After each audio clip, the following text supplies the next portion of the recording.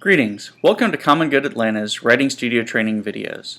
My name is Owen Cantrell, and I'm the Site Director at Phillips State Prison in Beaufort, Georgia, and I've worked with Common Good Atlanta since 2010.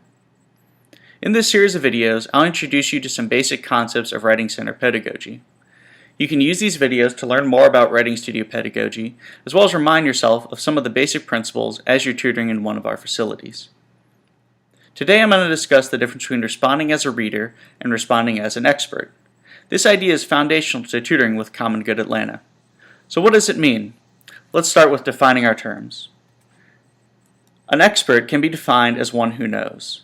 As a tutor, that may mean you're the one who knows the formal rules of writing, the rhetorical skills necessary for writing, or even the subject matter the author is discussing. When you're acting as an expert, you're acting from a position of authority in relationship to the author. Often, as tutors, we are put in the position of acting as an expert even if we really aren't one. Because tutoring can often appear an unequal relationship of power, a tutor acting as an expert assumes authority within the tutoring session. A reader, on the other hand, can be defined as an audience of one. Readers are simply offering their perception of the piece of writing as someone on whom writing has effects. While experts may tell an author what they should or should not do, a reader can tell the author the effect their writing is having on them as an audience member. An audience does not have the same status as an expert, although they are often more important. An expert provides rules and guidelines on how to best present a piece of writing to win over an audience, whereas a reader, as an audience of one, provides the author with feedback on how effective the author's choices were in persuading one particular audience member. Why would it be better, then, to respond as a reader as opposed to an expert? After all, tutors are ideally chosen because of some degree of expertise, either as a writer or in their field. However, when tutors respond as an expert, they take away some of the author's agency by providing them a model of what they should do rather than what they could do. Readers, however, provide pathways for the author to think about their writing, whereas experts tell the author how to think about their writing. Consider what this may look like in a tutoring session. Responding as a reader means that you're trying to encourage reflection by the author. Try to ask questions and give your reactions to specific aspects or features of the author's ideas or text.